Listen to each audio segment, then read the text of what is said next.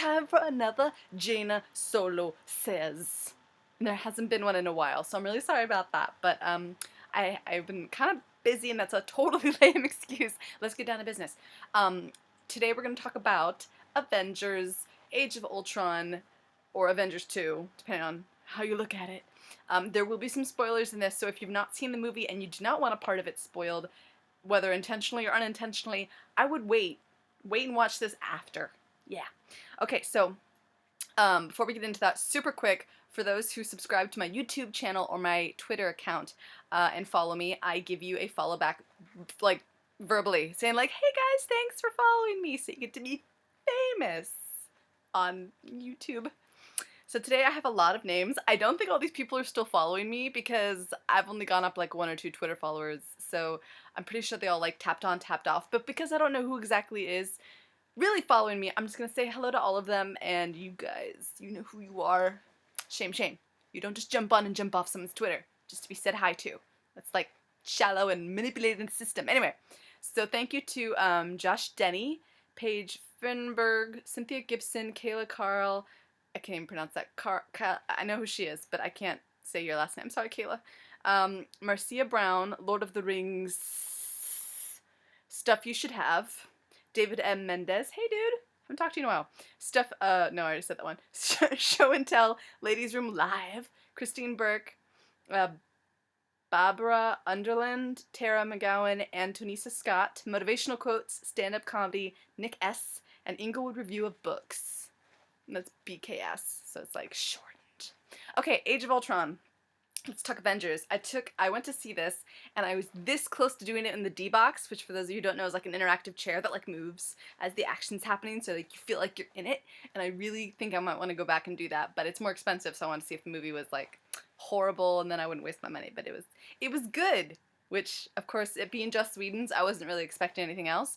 There was a lot of action, though, like a lot, and Joss is really great about not sacrificing storylines or personal relationships just for the sake of action, but still, so like I feel like at one point that's really good because there's something for everybody. Lots of action, lots of property destruction. The whole time watching the movie, I'm just like, oh gosh, how much will it cost to fix that? Oh, that building. Like so much property damage. I'm just like watching like that. I'm distracted almost from watching because I'm just like property damage, property damage.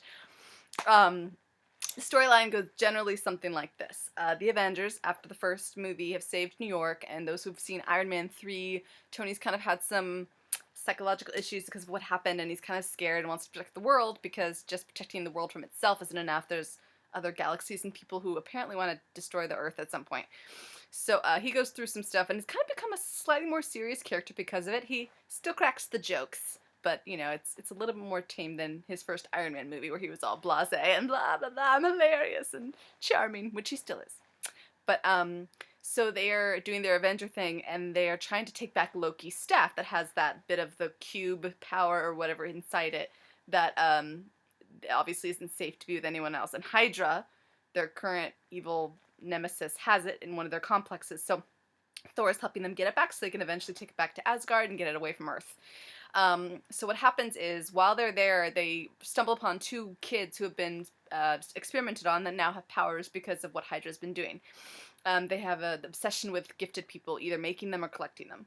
And there's a lot of backstory I won't get into. Basically, they get the staff and then they lose the staff again, and they find out that, or Tony is like going up to Bruce Banner and is like, hey dude, let's figure out some way to protect the Earth from another kind of invasion. Like, if I can make some kind of AI intelligence that can protect us, then we won't even be needed anymore as Avengers, and blah, blah, blah.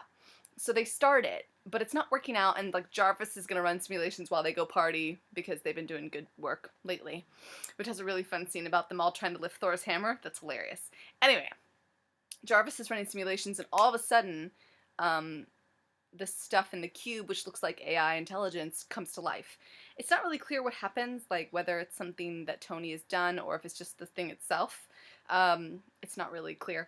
But it realizes that its directive is to protect the Earth, but it thinks that the best way to protect the Earth, like so many sci-fi novels, is to destroy it, or to cleanse it, or to evolve the human race so that they can get past war.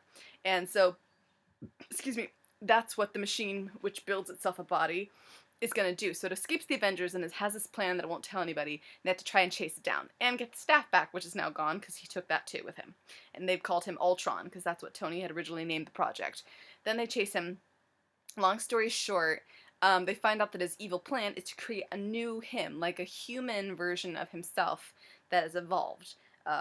You find out that there's like this technology that you can make almost like a plastic version of skin and all this other stuff, so it'll be like an indestructible body that can, with stone that's inside Loki's staff that no one actually knows about till later in the story, they can put it in himself and be like this brilliant, crazy, guy who can control and destroy the Earth if people won't listen to his plan of how to make it better. So basically he wants to destroy the Earth and, like, start over, which is how a lot of bad stories start. So the Avengers are trying to track him down. There's some personal stories with, like, the Black Widow and Hulk and Hawkeye, which I appreciate, because everyone's making fun of Hawkeye and saying, like, oh, he's not needed in the Avengers. He doesn't have any superpowers. He's just a good guy with a bow, which isn't even helpful in a gunfight. Like, come on, And so Joss has played on all that, both in jokes and in storyline. They give him more of a backstory and a reason why he's there and a bunch of other cool things. I'm wearing my Thor shirt in honor of that I went to see it, because I went to see it like 2 hours ago. And so, yeah, it was just a really great story. Lots of action, but they don't sacrifice the personal stories. A little bit of love and some other stuff, which is cool. A lot of funny jokes. A lot of action, though. Like, sometimes it's overstimulating at times, which I guess some people like. I don't always like it. I bet, like, if I saw the movie again, I would notice new stuff because there's so much going on. And they introduced a couple new Avengers as well, because in the original comics, those who know, when the Avengers started out in the comics, it goes through a lot of, like, manipulations of who's in it over time. Like, because some people will get married or die or move on, and then new Avengers kind of come to take their place. So that's all played into in this movie, which is great.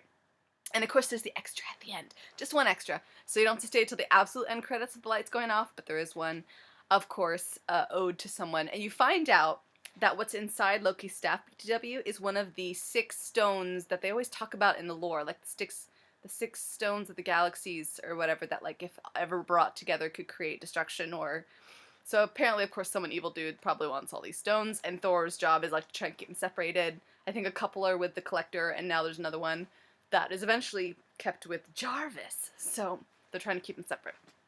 Anyway, it's a great movie. Go see it. Be prepared to be a little overwhelmed in some of the action sequences, but there's some really nice moments, great humor as always, and Joss is awesome.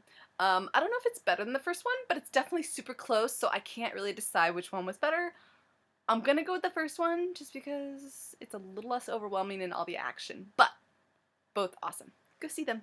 Thanks for joining in to Jaina Solo Says. Next time we'll talk about something else, hopefully cool and nerdy. And please put your comments below, like, favorite, and share. And follow me at emarsh000 if you want a digital shout out like I just did earlier. Thanks. Bye.